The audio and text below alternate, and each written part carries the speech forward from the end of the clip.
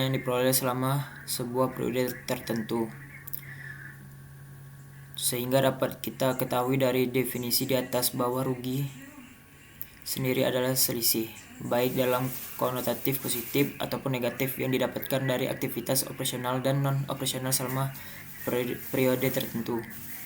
3. Laporan laba perubahan modal. FASB berpendapat bahwasanya gains adalah kenaikan tingkat nilai equity dari kegiatan transaksi yang sifatnya insidental, serta bukan kegiatan utama entity dari transaksi atau peristiwa lainnya yang berpengaruh kepada entity selama satu periode tertentu, kecuali yang asalnya dari investasi atau hasil pemilik.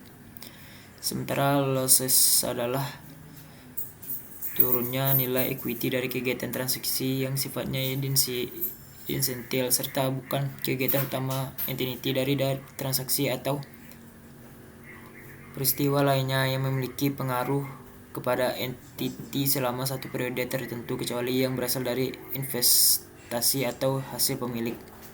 4. Laporan arus kas pos luar biasa. Pengertian transaksi yang memiliki pengaruh kepada material yang tidak diperkirakan berlangsung kali, serta juga tidak dinilai sebagai hal yang berulang dalam suatu proses operasional dari SE. Buah perusahaan. Menurut Pai, terdapat 2 kriteria pos luar biasa, antara lain bersifat tidak biasa, pengertian memiliki tingkat ketidaknormalan yang tinggi, serta tidak terdapat kaitannya dengan kegiatan perusahaan sehari-hari, jarang terjadi atau tidak diharapkan berlangsung dalam masa yang akan datang. 5. Format laporan keuangan. Format laporan keuangan laba rugi. Pada dasarnya format laporan laba rugi terdiri dari 2 bentuk, yaitu single step dan multi step. Single step.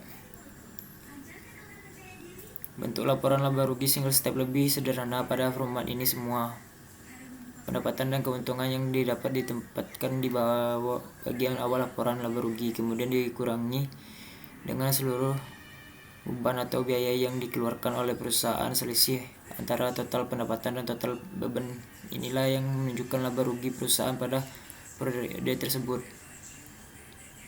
Multi step berbeda dengan single step. Format laporan keuangan laba rugi multi step lebih kompleks untuk membuat laporan laba rugi multi step. Pertama, Anda harus memisahkan transaksi operasional dan non operasional. 2. Anda harus membandingkan biaya dan beban dengan pendapatan yang berkaitan. Setelah itu, Anda baru dapat menghitung laba operasionalnya. Laba operasional akan menunjukkan perbedaan antara aktivitas biasa dan aktivitas incidental atau extraordinary.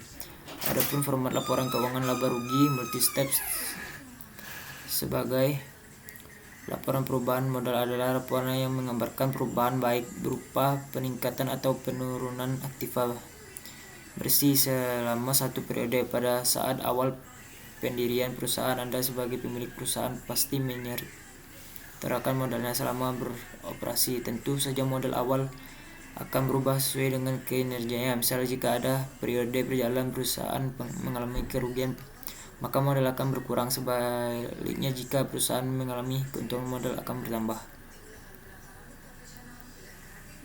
Laporan neraca. Seperti namanya, neraca atau balance sheet merupakan laporan keuangan yang menunjukkan posisi dan informasi keuangan sebuah perusahaan. Dalam laporan neraca, Anda akan melihat informasi tentang aset, kewajiban, dan modal perusahaan secara lengkap dan perinci. Dengan kata lain, elemen dalam laporan neraca akan hanya 3 akun tersebut.